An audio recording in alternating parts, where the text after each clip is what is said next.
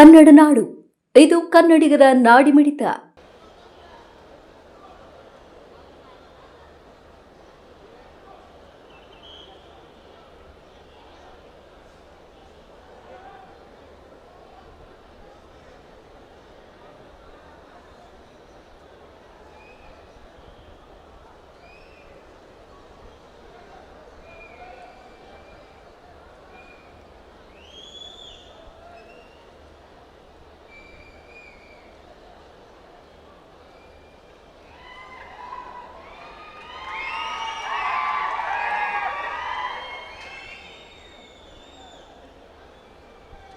ಸಮರ್ಪಣೆಯ ಸಂಕಲ್ಪದ ಸ್ಫೂರ್ತಿ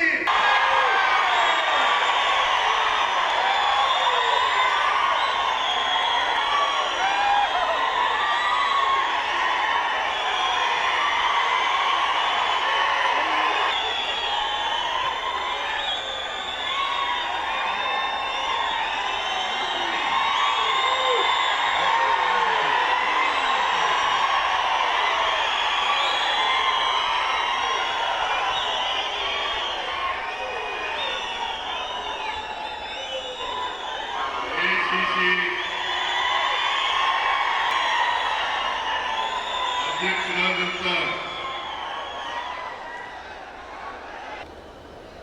ಇವತ್ತಿಗೆ 2 ವರ್ಷಗಳು ಆಗ್ತಾ ಇದ್ದಾವೆ.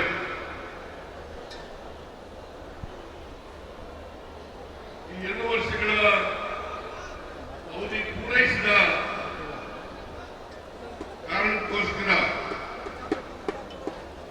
ಒಂದು ಸಾರ್ವಜನಿಕ ಸಭೆಯನ್ನು ಮಾಡಬೇಕು.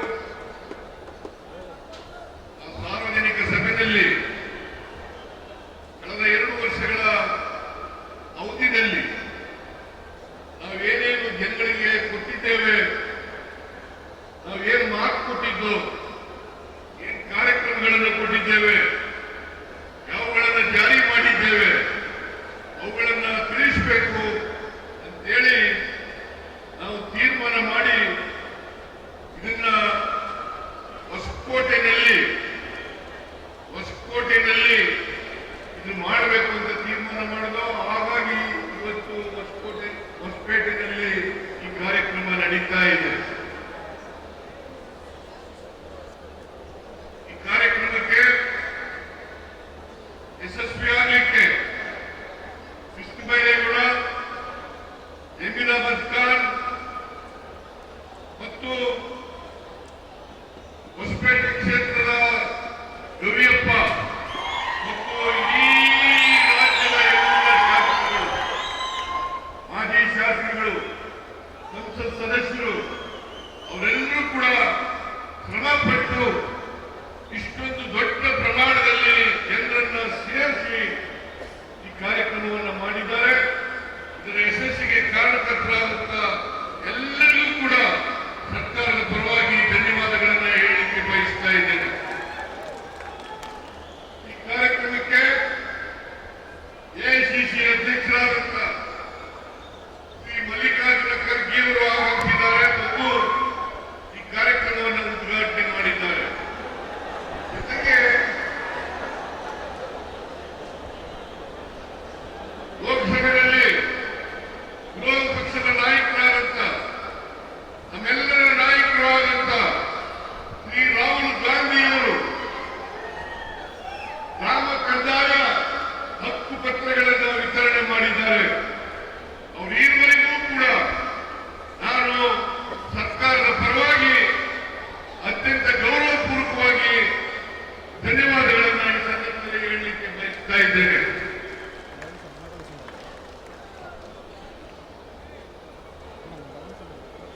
ಎರಡು ವರ್ಷಗಳ ಹಿಂದೆ ನಾವು ಈ ನಾಡಿನ ಜನರ ಮುಂದೆ ಹೋದಾಗ ಅನೇಕ ಭರವಸೆಗಳನ್ನು ಕೊಟ್ಟಿದ್ದು. ನಾವು ಪರಮೇಶ್ವರ್ ಅವರ ಅಧ್ಯಕ್ಷತೆಯಲ್ಲಿ ಒಂದು ಸಮಿತಿಯನ್ನು ರಚನೆ ಮಾಡಿದ್ದು. ಅವರು ಮ್ಯಾನಿಫೆಸ್ಟೋ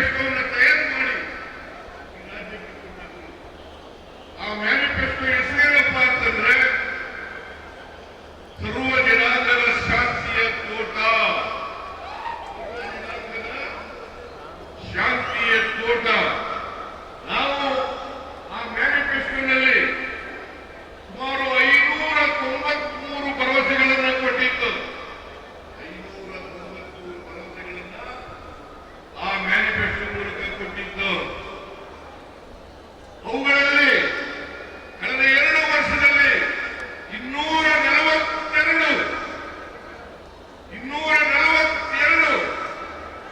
ಭರವಸೆಗಳನ್ನು ಈಡೇರಿಸಿದ್ದೇವೆ. ಉಳಿದ ಭರವಸೆಗಳನ್ನು ಮುಂದಿನ 3 ವರ್ಷದಲ್ಲಿ ಈಡೇರಿಸಿದ್ದೇವೆ ಅಂತಕ್ಕಂಥ ಮಾತುಗಳನ್ನು ತಮಗೆ ಕೊಡಲಿಕ್ಕೆ ಬಯಸ್ತಾ ಇದ್ದೇವೆ. ಅದ್ರ ಜೊತೆಗೆ 5 ಗ್ಯಾರಂಟಿಗಳನ್ನು ಕೊಟ್ಟಿದ್ದು. 5 ಗ್ಯಾರಂಟಿಗಳನ್ನು ಕೊಟ್ಟಿದ್ದು. ಅವು ಯಾವುದೇ ಧರ್ಮ, ಯಾವುದೇ ಜಾತಿ, ಯಾವುದೇ ಪಕ್ಷ ಇಲ್ಲದೆ ಸಮಾಜದಲ್ಲಿರ್ತಕ್ಕಂಥ ಎಲ್ಲ ಬಡವರಿಗೂ ಕೂಡ ಆರ್ಥಿಕ ಸಾಮಾಜಿಕ ಶಕ್ತಿಯನ್ನು ಕೊಡಬೇಕು ಅಂತಕ್ಕಂಥದ್ದು ನನ್ನ ಉದ್ದೇಶ. ಹಾಗಾಗಿ 5 ಗ್ಯಾರಂಟಿಗಳನ್ನು ಕೊಟ್ಟಿದ್ದು. 5 ಗ್ಯಾರಂಟಿಗಳನ್ನ ಶಕ್ತಿ ಯೋಜನೆ, 5 ಗ್ಯಾರಂಟಿ ಯೋಜನೆಗಳಲ್ಲಿ ಶಕ್ತಿ ಯೋಜನೆ ನಾವು ಮೇ 2023 ಮೇ 20ಕ್ಕೆ ಅಧಿಕಾರಕ್ಕೆ ಬಂದು ಮೇ 20ರಲ್ಲಿ ಬಂದು ಜೂನ್ 11ನೇ ತಾರೀಕು ಮೊದಲನೇ ಯೋಜನೆಯನ್ನು ಜಾರಿ ಮಾಡೋದು. ಮೊದಲನೇ ಗ್ಯಾರಂಟಿ ಯೋಜನೆಯನ್ನು ಜಾರಿ ಕೊಟ್ಟು ಜೂನ್ 11 ಜುಲೈ ತಿಂಗಳಲ್ಲಿ 2 ಗ್ಯಾರಂಟಿ ಯೋಜನೆಗಳನ್ನು ಜಾರಿಗೆ ಕೊಟ್ಟು, ಒಂದು ಗೃಹ ಜ್ಯೋತಿ, ಎರಡನೇದು ಅನ್ನಭಾಗ್ಯ. ಗೃಹ ಜ್ಯೋತಿ ಕಾರ್ಯಕ್ರಮ, ಅನ್ನಭಾಗ್ಯ ಕಾರ್ಯಕ್ರಮ, 2 ಕಾರ್ಯಕ್ರಮಗಳನ್ನ ನಾವು ಜಾರಿ ಮಾಡೋದು. ಜುಲೈ ತಿಂಗಳಲ್ಲಿ, ಆಗಸ್ಟ್ ತಿಂಗಳಲ್ಲಿ ಮೈಸೂರಿನಲ್ಲಿ ಬಂದಿದ್ರು, ಖರ್ಗೆ ಕೂಡ ಬಂದಿದ್ರು, ಡಿ.ಕೆ. ಶಿವಕುಮಾರ್ ಕೂಡ ಬಂದಿದ್ರು. ಅವರು ಮತ್ತೆ ಅಲ್ಲಿ ನಾವು ಈ ಗೃಹ ಲಕ್ಷ್ಮಿ ಅಂತಕ್ಕಂಥ ಕಾರ್ಯಕ್ರಮವನ್ನ ಮಾಡೋದು ಜಾರಿ ಕೊಟ್ಟು, ಜನವರಿ ತಿಂಗಳಲ್ಲಿ ಯುವ ನಿಧಿ ಕಾರ್ಯಕ್ರಮವನ್ನು ಜಾರಿ ಕೊಟ್ಟು, ಒಟ್ಟು 5 ಕಾರ್ಯಕ್ರಮಗಳನ್ನ 1 ವರ್ಷದ ಅವಧಿಗಳಲ್ಲಿ ಜಾರಿ ಕೊಟ್ಟಿದ್ದೇವೆ. ಕೊಟ್ಟ ಮಾತಿನಂತೆ ನಡ್ಕೊಂಡಿದ್ದೇವೆ.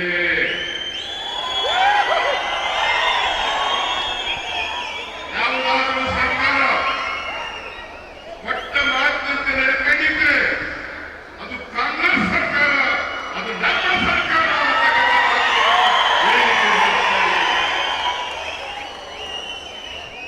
2003ರಿಂದ 18ರವರೆಗೆ ನಾವು ಅಧಿಕಾರದಲ್ಲಿದ್ದು, 2003ರಿಂದ 18ರವರೆಗೆ ಅಧಿಕಾರದಲ್ಲಿದ್ದಂಥ ಸಂದರ್ಭದಲ್ಲಿ ಚುನಾವಣೆಗಿಂತ ಮುಂಚಿತವಾಗಿ 2003ರಲ್ಲಿ 165 ಭರವಸೆಗಳನ್ನು ಕೊಟ್ಟಿದ್ದು. 165 ಭರವಸೆಗಳಲ್ಲಿ 158 ಭರವಸೆಗಳನ್ನು ಈಡೇರಿಸಿದ್ದೇವೆ. 30 ಕಾರ್ಯಕ್ರಮಗಳನ್ನ, ಯಾವ ಕಾರ್ಯಕ್ರಮದ ಮ್ಯಾನಿಫೆಸ್ಟೋದಲ್ಲಿ ಏನಿರಲಿಲ್ಲ ಆ 30 ಕಾರ್ಯಕ್ರಮಗಳನ್ನ ಜಾರಿ ಕೊಟ್ಟಿದ್ದೇವೆ. ಅದರಿಂದ ಒಟ್ಟು 218 ಕಾರ್ಯಕ್ರಮಗಳನ್ನು ಜಾರಿ ಕೊಟ್ಟಿದ್ದೇವೆ. 208 ಕಾರ್ಯಕ್ರಮಗಳನ್ನು ಜಾರಿ ಕೊಟ್ಟಿದ್ದೇವೆ. ಇನ್ನು ನಾವು ಹಿಂದೆ ಇದ್ದಾಗಲೂ ನುಡಿದಂತೆ ನಡೆದಿದ್ದೇವೆ, ಈಗಲೂ ಕೂಡ ನುಡಿದಂತೆ ನಡೆದಿದ್ದೇವೆ.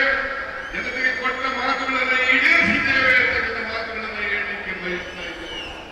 ಆದರೆ ಬಿಜೆಪಿಯವರು 2018ರಲ್ಲಿ 600 ಭರವಸೆಗಳನ್ನು ಕೊಟ್ಟಿದ್ರು. 600 ಭರವಸೆಗಳಲ್ಲಿ 10% ಭರವಸೆಗಳನ್ನು ಕೂಡ ಈಡೇರಿಸಲಿಕ್ಕಾಗಲಿಲ್ಲ. ಇದು ಬಿಜೆಪಿಗೂ ನಮಗೂ ಇರ್ತಕ್ಕಂಥ ವ್ಯತ್ಯಾಸ. ಬಿಜೆಪಿಯವರು ಸುಳ್ಳು ಹೇಳೋದ್ರಲ್ಲಿ ನಿಶ್ಚೀವರು. ನಮ್ಮ ಮೇಲೆ ಇಲ್ಲ ಸಲ್ಲದ 2 ವರ್ಷಗಳಿಂದ ಇಲ್ಲ ಸಲ್ಲದ ಆರೋಪಗಳನ್ನು ಮಾಡ್ತಾ ಇದ್ದಾರೆ, ಆಪಾದನೆಗಳನ್ನು ಮಾಡ್ತಾ ಇದ್ದಾರೆ. ಎಲ್ಲವೂ ಕೂಡ 100ಕ್ಕೆ 100 ಸುಳ್ಳು. ಇದನ್ನು ನಾನು ಅವ್ರ ಎದುರುಗಡೆನೂ ಹೇಳಿದ್ದೀನಿ, ವಿಧಾನಸಭೆಯಲ್ಲೂ ಹೇಳಿದ್ದೀನಿ, ಇಲ್ಲೂ ಕೂಡ ಹೇಳ್ತಾ ಇದ್ದೀನಿ. 100ಕ್ಕೆ 100 ಸುಳ್ಳು. ಅವ್ರು ಒಂದೇ ವೇದಿಕೆಯಲ್ಲಿ ಅವರು ಏನ್ ಮಾಡಿದ್ದಾರೆ, ನಾವೇನ್ ಮಾಡಿದ್ದೀವಿ ಅನ್ನೋದನ್ನು ಚರ್ಚೆ ಮಾಡೋಣ. ಅದಕ್ಕೆ ಯಾರು ತಯಾರಿಲ್ಲ, ಬಿಜೆಪಿಯವರು ಯಾರು ತಯಾರಿಲ್ಲ. ಇದನ್ನ ಬಹಳ ಸ್ಪಷ್ಟಪಡಿಸಲಿಕ್ಕೆ ಬಯಸ್ತಾ ಇದ್ದೇನೆ. ಅದರಿಂದ ನಮಗೂ ಬಿಜೆಪಿಯವರಿಗೂ ಬಹಳ ವ್ಯತ್ಯಾಸ ಇದೆ. ಅವರು ಯಾವಾಗಲೂ ಕೂಡ ಧರ್ಮಗಳ ನಡುವೆ, ಜಾತಿಗಳ ನಡುವೆ ಅವರು ಶಾಂತಿಯನ್ನು ಅಲ್ಲಿಗಿಸ್ತಕ್ಕಂಥ, ದ್ವೇಷವನ್ನು ಹುಟ್ಟಾಕ್ತಕ್ಕಂಥ, ಕ್ರೌರ್ಯವನ್ನು ಹುಟ್ಟಾಕ್ತಕ್ಕಂಥ ಕೆಲಸವನ್ನು ಮಾಡ್ತಾ ಇದ್ದಾರೆ. ನಾವು ಅವುಗಳನ್ನ ಒಂದುಗೂಡಿಸ್ತಕ್ಕಂಥ, ಎಲ್ಲ ಜನರು ಕೂಡ ಶಾಂತಿಯ ತೋಟ ಆಗಬೇಕು. ನಾವೆಲ್ಲರೂ ಕೂಡ ಒಂದೇ, ನಾವೆಲ್ಲರೂ ಕೂಡ ಮನುಷ್ಯರು. ಹಿಂದೂಗಳಾಗಲಿ, ಮುಸಲ್ಮಾನರಾಗಲಿ, ಕ್ರಿಶ್ಚಿಯನ್ರಾಗಲಿ, ಬೌದ್ಧರಾಗಲಿ, ಸಿಖ್ರಾಗಲಿ ಎಲ್ಲರೂ ಕೂಡ ಒಂದೇ. ನಾವು ಮಾನವೀಯತೆಯನ್ನ ಮಾಡಲಿಕ್ಕೆ ಬಯಸ್ತಾ ಇದ್ದೇವೆ. ಬಾಬಾ ಸಾಹೇಬ್ ಅಂಬೇಡ್ಕರ್ ಅವರು ಕೊಟ್ಟಿರ್ತಕ್ಕಂಥ ಸಂವಿಧಾನ, ಬಾಬಾ ಸಾಹೇಬ್ ಅಂಬೇಡ್ಕರ್ ಅವರು ಕೊಟ್ಟಿರ್ತಕ್ಕಂಥ ಸಂವಿಧಾನ, ಆ ಸಂವಿಧಾನದ ರೀತಿಯ ನಡ್ಕೊಳ್ತಕ್ಕಂಥ ಪ್ರಾಮಾಣಿಕ ಪ್ರಯತ್ನವನ್ನು ಮಾಡ್ತಾ ಇದ್ದೀವಿ. ಸರ್ವೋದಯ ಮಹಾತ್ಮ ಗಾಂಧೀಜಿಯವರು ಎಲ್ಲರೂ ಒಂದೇ ಬರಬೇಕು, ಸಮಾನತೆ ಬರಬೇಕು, ಎಲ್ಲರೂ ಸಾಮಾಜಿಕ ನ್ಯಾಯ ಸಿಗಬೇಕು. ಇದು ನಮ್ಮ ಸಂವಿಧಾನ ಹೇಳ್ತಕ್ಕಂಥದ್ದು. ನಮ್ಮ ಸಂವಿಧಾನ ಸ್ವಾತಂತ್ರ್ಯ, ಸಮಾನತೆ, ಭ್ರಾತೃತ್ವ ಇವುಗಳು ಬಹಳ ಮುಖ್ಯವಾಗಿರಬೇಕು. ನಮ್ಮ ದೇಶದಲ್ಲಿ ಅನೇಕ ಜಾತಿಗಳಿದ್ದಾವೆ, ಅನೇಕ ಧರ್ಮಗಳಿದ್ದಾವೆ, ಅನೇಕ ಭಾಷೆಗಳಿದ್ದಾವೆ, ಅನೇಕ ಸಂಸ್ಕೃತಿಗಳಿದ್ದಾವೆ. ಇಂತಹ ದೇಶದಲ್ಲಿ, ಬಹುತ್ವ ಇರ್ತಕ್ಕಂಥ ಈ ದೇಶದಲ್ಲಿ ನಾವೆಲ್ಲರೂ ಕೂಡ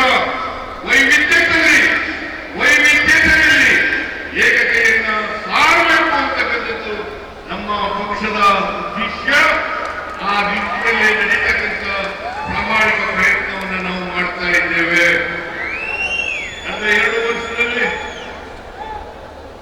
ಕಳೆದ 2 ವರ್ಷದಲ್ಲಿ ಕೇಂದ್ರ ಸರ್ಕಾರ ಅನೇಕ ಅನ್ಯಾಯಗಳನ್ನು ಮಾಡಿತು.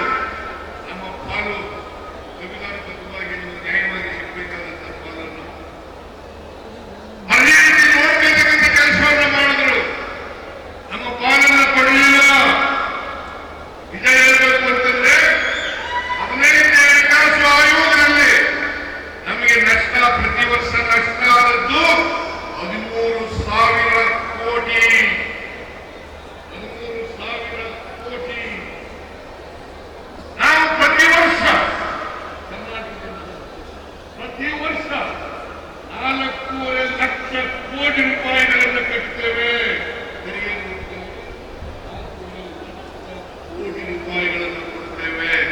ನಮಗೆ ವಾಪಸ್ ಬರ್ತಕ್ಕಂಥದ್ದು ಬರೀ 65,000 ಕೋಟಿ.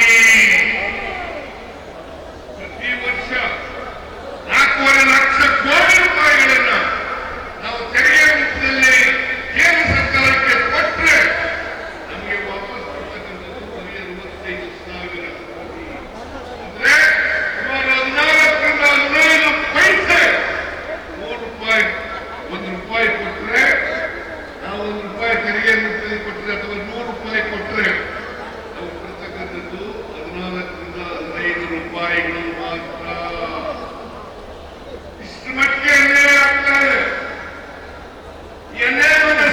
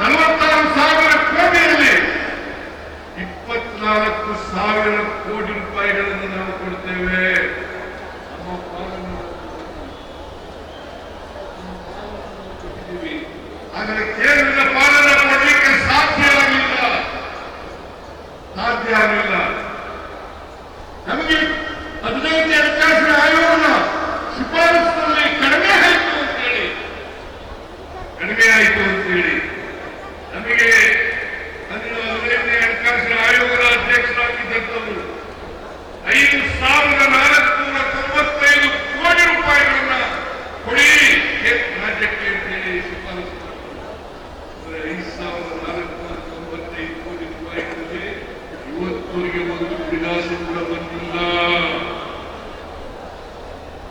ಅದಲ್ಲೇ ಬೆಳಗಾವಿಗೆ 3,000 ಕೋಟಿ ರೂಪಾಯಿಗಳನ್ನ ಕೊಡ್ತೇವೆ ಶಿಫಾರಸು ಮಾಡಿದ್ರು. 15ನೇ ಹಣಕಾಸಿನ ಆಯೋಗ ಪೆರಿಫೆರಲ್ ರಿಂಗ್ ರೋಡ್ಗೆ, ಬೆಂಗಳೂರಿನ ಪೆರಿಫೆರಲ್ ರಿಂಗ್ ರೋಡ್ಗೆ 3,000 ಕೋಟಿ, ಬೆಂಗಳೂರಿನಲ್ಲಿರ್ತಕ್ಕಂಥ ಕೆರೆಗಳ ಅಭಿವೃದ್ಧಿಗೆ 3,000 ಕೋಟಿ, ಒಟ್ಟು 11,495 ಕೋಟಿ ಕೊಡಬೇಕು. 11,495 ಕೋಟಿ ಕೊಡಬೇಕಾಗಿತ್ತು. ಆದರೆ ಒಂದು ರೂಪಾಯಿ ಕೂಡ ಬರಲಿಲ್ಲ. ಶ್ರೀಮತಿ ನಿರ್ಮಲಾ ಸೀತಾರಾಮನ್ ಕೇಂದ್ರ ಹಣಕಾಸಿನ ಮಂತ್ರಿ, ನಮ್ಮ ರಾಜ್ಯಸಭೆಗೆ ಹೋಗಿರ್ತಕ್ಕಂಥವ್ರು, ಅವರು 2023ರಲ್ಲಿ ಬಜೆಟ್ ಮಂಡಿಸಿದಾಗ ಹೇಳಿದ್ರು, ಅಪ್ಪರ್ ಭದ್ರಾಗಿ 5,300 ಕೋಟಿ ರೂಪಾಯಿಗಳನ್ನು ಕೊಡ್ತೇವೆ. ಬಜೆಟ್ನಲ್ಲಿ ಘೋಷಣೆ ಮಾಡಿದ್ರು 5,300 ಕೋಟಿ ಕೊಡ್ತೇವೆ ಅಂತೇಳಿ ಘೋಷಣೆ ಮಾಡಿದ್ರು. ಆದ್ರೆ ಬಜೆಟ್ನಲ್ಲಿ ಘೋಷಣೆ ಮಾಡಿದ್ರು ಕೂಡ 1 ರೂಪಾಯಿ ಬರಲಿಲ್ಲ. ನಿರ್ಮಲಾ ಸೀತಾರಾಮನ್ 2 ಬಾರಿ ಭೇಟಿ ಮಾಡಿದೆ, ಮನವಿ ಕೊಟ್ಟೆ, ಇದನ್ನು ಬಿಡುಗಡೆ ಮಾಡಿ 5,300 ಕೋಟಿ ರೂಪಾಯಿಗಳನ್ನ ಅಂತೇಳಿ. ಅಷ್ಟೇ ಅಲ್ಲದೆ ಬಸವರಾಜ ಬೊಮ್ಮಾಯಿ ಅವರು ಅಂದಿನ ಮುಖ್ಯಮಂತ್ರಿಗಳು 23-24ರಲ್ಲಿ ಮಂಡಿಸಿದಂತ ಬಜೆಟ್ನಲ್ಲಿ ಅದನ್ನು ಪುನರುಚ್ಚಾರ ಮಾಡಿದರು. ಅಷ್ಟೇ ಅಲ್ಲ, ಅಪ್ಪರ್ ಭದ್ರಾ ಯೋಜನೆಯನ್ನು ರಾಷ್ಟ್ರೀಯ ಯೋಜನೆ ಅಂತ ಹೇಳಿದ್ರು. 23ಕ್ಕೆ ಆಗಲಿಲ್ಲ. 5,300 ಕೋಟಿ ರೂಪಾಯಿಗಳಲ್ಲಿ 1 ರೂಪಾಯಿನೂ ಬರಲಿಲ್ಲ. ಕೇಂದ್ರ ಸರ್ಕಾರ ನಾವು ಮಾಡಿದಂತ ಅನ್ಯಾಯ. ನಾವು ಪ್ರತಿಭಟನೆ ಮಾಡಿದ್ದೀವಿ, ಸರ್ಕಾರ ಪ್ರತಿಭಟನೆ ಮಾಡಿದೆ. ಎಲ್ಲಿಗೆ ಹೋಗಿ ಎಲ್ಲ MLAಗಳು, MP ಗಳು, ಎಲ್ಲ ಮಂತ್ರಿಗಳು ಎಲ್ಲ ಹೋಗಿ ಪ್ರತಿಭಟನೆ ಮಾಡಿದ್ರು. ನಾವು ಮಾಡಿದ್ರು ಸಾಲದು. ಈ ರಾಜ್ಯದ ಜನ ಈ ಅನ್ಯಾಯವನ್ನು ಪ್ರತಿಭಟಿಸಬೇಕು, ಕೇಂದ್ರ ಸರ್ಕಾರಕ್ಕೆ ಒತ್ತಾಯವನ್ನು ಹಾಕಬೇಕು. ಇವತ್ತವರೆಗೆ ಬಿಜೆಪಿಯವರಾಗಲಿ JDSನವರಾಗಲಿ ಒಂದು ಶಬ್ದ ಬಾಯಿಯಿಂದ ಹೇಳಿಲ್ಲ. ಕೊಡಿ ಅಂತ ಯಡಿಯೂರಪ್ಪ ಆಗಲಿ, ಬಸವರಾಜ ಬೊಮ್ಮಾಯಿ ಆಗಲಿ, ಬಿಜೆಪಿ ಎಂಪಿಗಳಾಗಲಿ, JDS ಎಂಪಿಗಳಾಗಲಿ, ಕುಮಾರಸ್ವಾಮಿ ಆಗಲಿ, ಕರ್ನಾಟಕಕ್ಕೆ ಅನ್ಯಾಯ ಆಗಿದೆ, ಕೊಡಿ, ನಮ್ಮ ಪಾಲನ ಕೊಡಿ, 15ನೇ ಹಣಕಾಸಿನ ಆಯೋಗ ಶಿಫಾರಸು ಮಾಡತಕ್ಕಂಥ ಹಣ ಕೊಡಿ ಅಂತ ಕೇಳಲಿಲ್ಲ.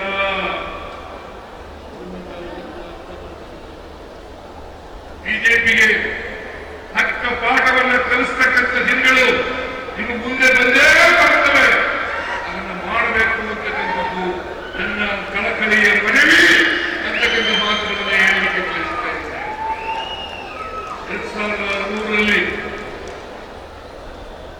2018ರಲ್ಲಿ ಸಮ್ಮಿಶ್ರ ಸರ್ಕಾರ ರಚನೆಯಾಯಿತು.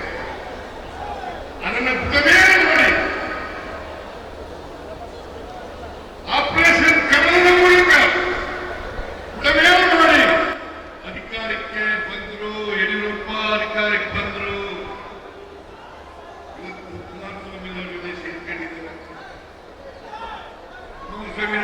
ಸೇರ್ಕೊಂಡಿದ್ದಾರೆ. ಅವರಿಗೆ ಯಾವತ್ತೂ ಕೂಡ ಕರ್ನಾಟಕದ ಜನತೆ ಆಶೀರ್ವಾದವನ್ನು ಮಾಡಿಲ್ಲ. 2008 ಇರ್ಬೋದು, 2015 ಇರ್ಬೋದು, ಅವರು ಜನರ ಆಶೀರ್ವಾದವನ್ನು ಪಡೆದು ಅಧಿಕಾರಕ್ಕೆ ಬಂದಿಲ್ಲ. 2019ರಲ್ಲೂ ಕೂಡ ಸಮ್ಮಿಶ್ರ ಸರ್ಕಾರವನ್ನು ಬೀಳಿಸಿ ಯಡಿಯೂರಪ್ಪನವರು ಮುಖ್ಯಮಂತ್ರಿ ಆದರು. ಅವರು 2 ವರ್ಷ ಇದ್ದರು. ಆಮೇಲೆ ಬಸವರಾಜ ಬೊಮ್ಮಾಯಿ ಮುಖ್ಯಮಂತ್ರಿ ಆದರು. ಅವರು 1 ವರ್ಷ 10 ತಿಂಗಳು ಇದ್ದರು.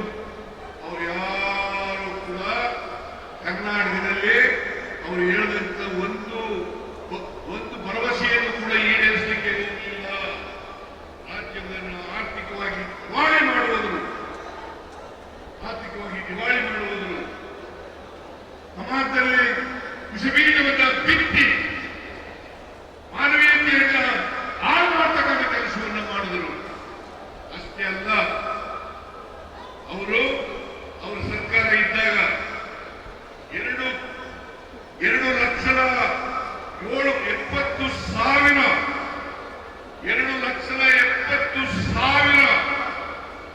ಕೋಟಿ ರೂಪಾಯಿಗಳಿಗೆ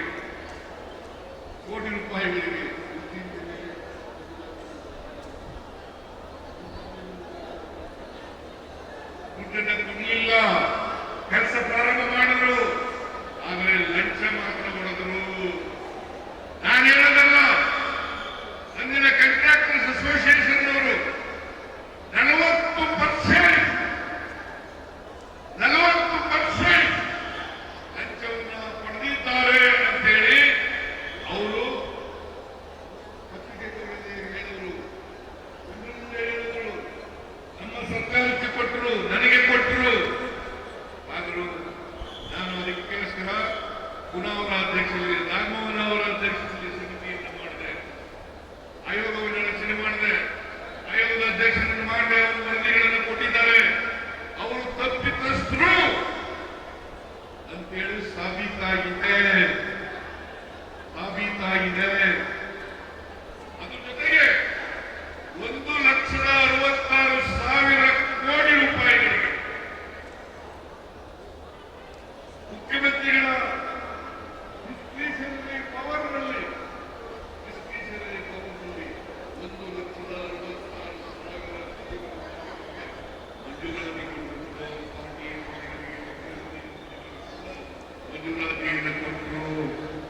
ಹಾಗಾಗಿ ಇವತ್ತು ಹಣಕಾಸಿನ ತೊಂದರೆ ಏನಾದರೂ ಆಗಿದ್ರೆ ನಮ್ಮ ರಾಜ್ಯಕ್ಕೆ, ಅದು ಯಡಿಯೂರಪ್ಪನವರ ಅಸುರಾಂತ ಮೊಯ್ಲವರ ಬಡವಳಿ ಹೇಳಿಕೆ ಬಯಸ್ತಾ ಇದ್ದೇನೆ. ಆದರೂ ಕೂಡ 5 ಗ್ಯಾರಂಟಿ ಯೋಜನೆಗಳನ್ನು ಜಾರಿಗೆ ಕೊಟ್ಟಿದ್ದೀವಿ. 5 ಗ್ಯಾರಂಟಿ ಯೋಜನೆಗಳನ್ನು, ಶಕ್ತಿ ಯೋಜನೆ, ಎಲ್ಲ ಮಹಿಳೆಯರು 3.5 ಕೋಟಿ ಮಹಿಳೆಯರು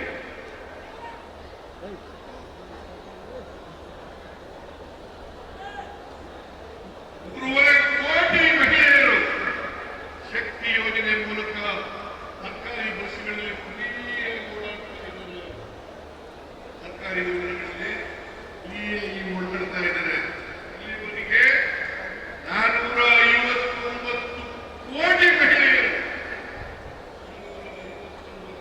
ಕೋಟಿ ಮಹಿಳೆಯರು ಫ್ರೀಯಾಗಿ ಬಸ್ನಲ್ಲಿ ಟಿಕೆಟ್ ರಹಿತವಾಗಿ, ಟಿಕೆಟ್ ಇಲ್ಲದೆ ಹೋಗಿದ್ದಾರೆ. ಇದನ್ನ ಮಾಡಿದ್ದಾರೆ. ಆಮೇಲೆ ಗೃಹ ಜ್ಯೋತಿ 1,62,000 ಕುಟುಂಬಗಳಿಗೆ, 1,62,00,000 ಕುಟುಂಬಗಳಿಗೆ, 1,62,00,000 ಕುಟುಂಬಗಳಿಗೆ 200 ಯೂನಿಟ್ ವರೆಗೆ ಫ್ರೀಯಾಗಿ ಕರೆಂಟ್ ಕೊಟ್ಟಿದ್ದೀವಿ.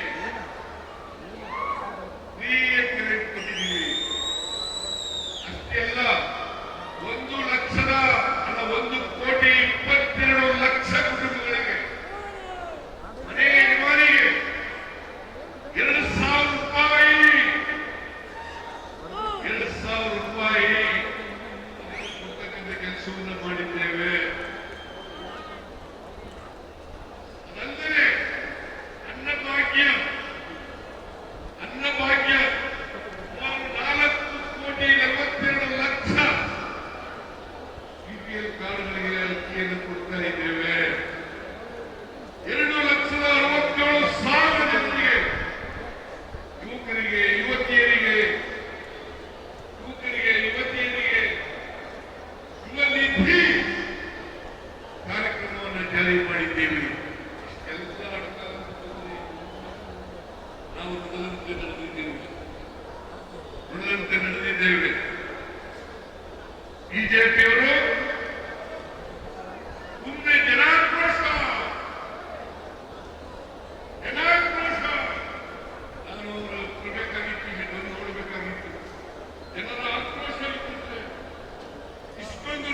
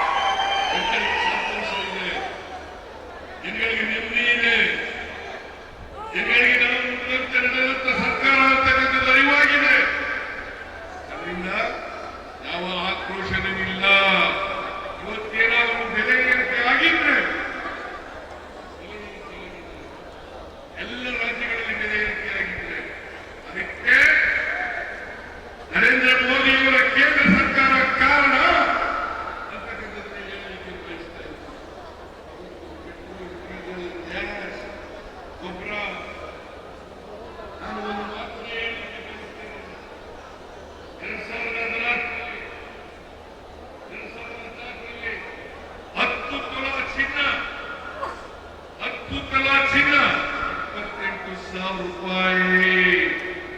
ಇವತ್ತೆಷ್ಟಿದೆ? 25,000 ರೂಪಾಯಿ. ಬೆಳ್ಳಿ 43 ಒಂದು ಕೆಜಿ ಬೆಳ್ಳಿಗೆ 43,000 ರೂಪಾಯಿ.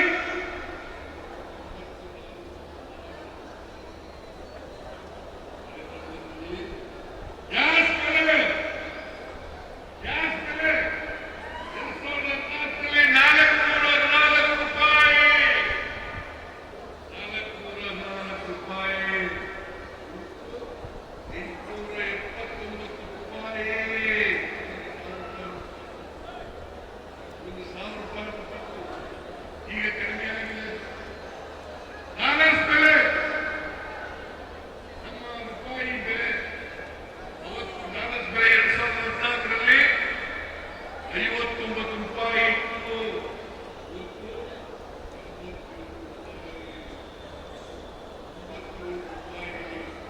ಹೇಳ್ತಾ ಇದ್ರು ಭಾರತೀಯ ಜನತಾ ಪಕ್ಷದ ಸೇನಾಗಳು,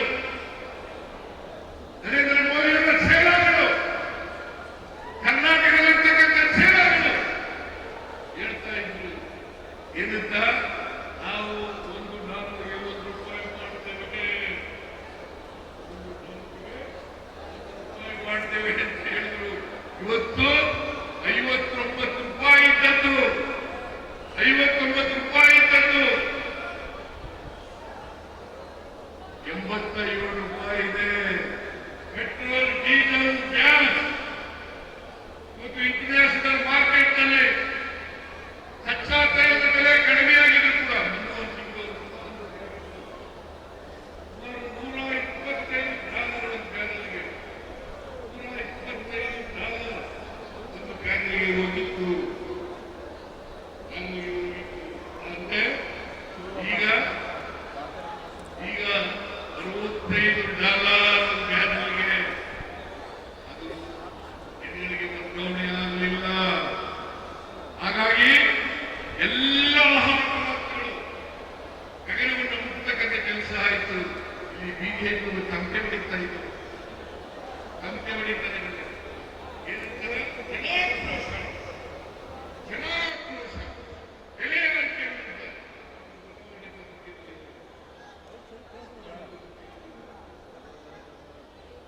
ನಾವು ಬೆಲೆ ಏರಿಸ್ತೀವಿ, ನಾವು ಬೆಲೆ ಏರಿಸಿದ್ರೆ ನಾವು 4,500 ರೂಪಾಯಿ ಹೆಚ್ಚು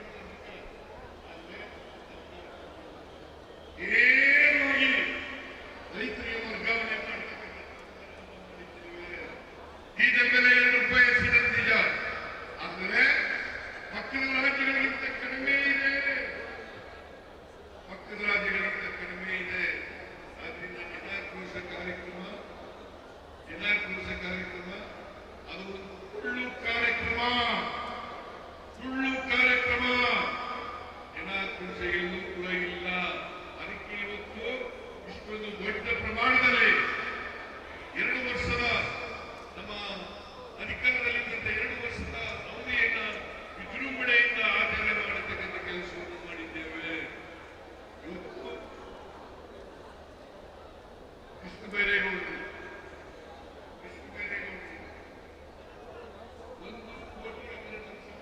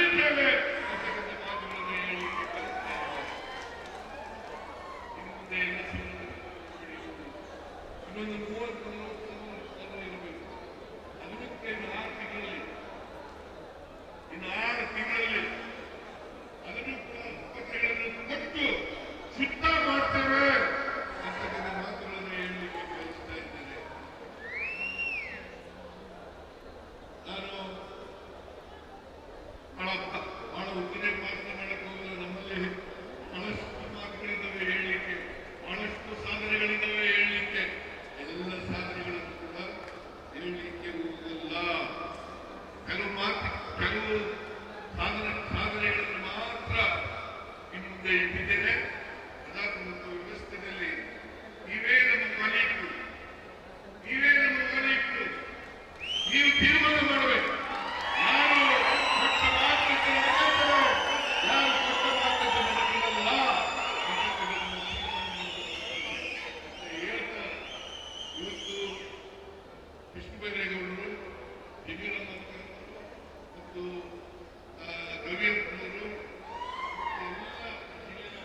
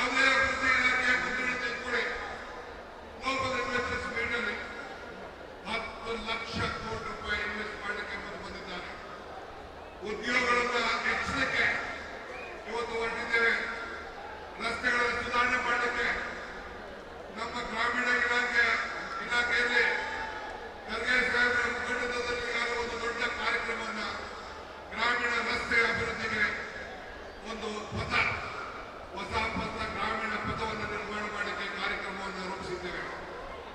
ಹಂಗೆ ನಮ್ಮ ಟೂರಿಸಂ ಇಲಾಖೆ ಇರ್ಬೋದು, ಕನ್ನಡ ಕಚೇರಿ ಇರ್ಬೋದು, ನಮ್ಮ ಯಾವುದೇ ಇಲಾಖೆ ವೇದಿಕೆಯಲ್ಲಿದ್ದ ಎಲ್ಲ ನಮ್ಮ ಮಂತ್ರಿಗಳು ಅವರವರ ಇಲಾಖೆಯಲ್ಲಿ ಒಂದು ಹೊಸ ಯೋಜನೆಗಳನ್ನು ತಂದು ಜನರ ಬದುಕಿಗೆ ಒಂದು ದೊಡ್ಡ ಶಕ್ತಿಯನ್ನು ಕೊಡುತ್ತ ಕಾರ್ಯಕ್ರಮಗಳನ್ನು ಈಗಾಗಲೇ ನಾವು ನಡೆಸಿಕೊಂಡು ನಾವು ಬರ್ತಾ ಇದ್ದೇವೆ.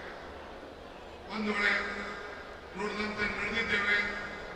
ಬಸವಣ್ಣವರ ಮಾತಿನಂತೆ ಕೊಟ್ಟ ಮಾತನ್ನು ಉಳಿಸಿಕೊಂಡಿದ್ದೇವೆ. ಒಂದು ಉತ್ತಮವಾದಂತ ಆಡಳಿತವನ್ನು ನಾವು ಕೊಡ್ತೇವೆ ಅನ್ನೋ ಮಾತನ್ನು ಈ ಸಂದರ್ಭದಲ್ಲಿ ನಾನು ಬಯಸ್ತಾ ಇದ್ದೇನೆ. ಇವತ್ತು ಇಷ್ಟು ದೊಡ್ಡ ಸಂಖ್ಯೆಯಲ್ಲಿ ಇವತ್ತು ಬಂದಿದ್ದೀರಿ. ನಮ್ಮ ಎಲ್ಲ ಶಾಸಕರು, ಜಿಲ್ಲಾ ಮಂತ್ರಿಗಳಂತ ನಮ್ಮ ಜಮೀರ್ ಅವರು, ಸಂಸತ್ ಸದಸ್ಯರಾದ ತುಕಾರಾಮ್ರವರು ಮತ್ತು ಎಲ್ಲ ಶಾಸಕರು, ಹಗಲು ರಾತ್ರಿ 4 ಜಿಲ್ಲೆಯ ಶಾಸಕರುಗಳೆಲ್ಲ ಸೇರಿ ಇವತ್ತು ದುಡಿದು ಇಂಥ ದೊಡ್ಡ ಐತಿಹಾಸಿಕ ಪುಟಕ್ಕೆ ಸೇರಿಸಿದ್ದಾರೆ. ಪಾಪ ವಿರೋಧ ಪಕ್ಷಗಳು ಅವ್ರ ಕಣ್ಣಲ್ಲಿ ನೋಡ್ಲಿಕ್ಕೆ ಆಗ್ತಾ ಇಲ್ಲ, ಟೀಕೆಗಳು ಮಾಡ್ತಾ ಇದ್ದಾರೆ. ಅವರು ಟೀಕೆ ಮಾಡ್ತಾ ಇರ್ಲಿ, ನಾವು ಜನರ ಬದುಕನ್ನ ಇವತ್ತು ಉಳಿಸುವಂತ ಕೆಲಸವನ್ನು ನಾವು ಮಾಡಿಕೊಂಡು ನಾವು ಹೋಗ್ತೇವೆ. ಇನ್ನು ನನಗೆ ಬಹಳ ಹೆಚ್ಚಿಗೆ ಮಾತಾಡಲಿಕ್ಕೆ ನನಗೆ ಬಹಳ ಇಷ್ಟ ಇದೆ. ಇನ್ನ ರಾಜ್ಯದ ಗೌರವಾನ್ವಿತ ಮುಖ್ಯಮಂತ್ರಿಗಳು ಮಾತಾಡಬೇಕಾಗಿದೆ. ನಾನು ವಿಶೇಷವಾಗಿ ನಮ್ಮ ರೆವಿನ್ಯೂ ಇಲಾಖೆಯ ಎಲ್ಲ ಅಧಿಕಾರಿಗಳಿಗೆ ಮತ್ತು ರೆವಿನ್ಯೂ ಇಲಾಖೆಯ ಮಂತ್ರಿಗಳಾದ ಕೃಷ್ಣಬೈರೇಯವರಿಗೆ ಮತ್ತು ಅವರ ತಂಡದವರಿಗೆ ಇಂಥ ಒಂದು ಪುಟಕ್ಕೆ ಭೂ ಗ್ಯಾರಂಟಿಯ ಕಾರ್ಯಕ್ರಮವನ್ನು ನಡೆಸಿ ಇಡೀ ನಮ್ಮ ರಾಜ್ಯದ ಒಂದು ಕಾಂಗ್ರೆಸ್ ಪಕ್ಷದ ಒಂದು ಸಂಕಲ್ಪಕ್ಕೆ ಒಂದು ದೊಡ್ಡ ಶಕ್ತಿಯನ್ನು ಕೊಟ್ಟಿದ್ದಾರೆ.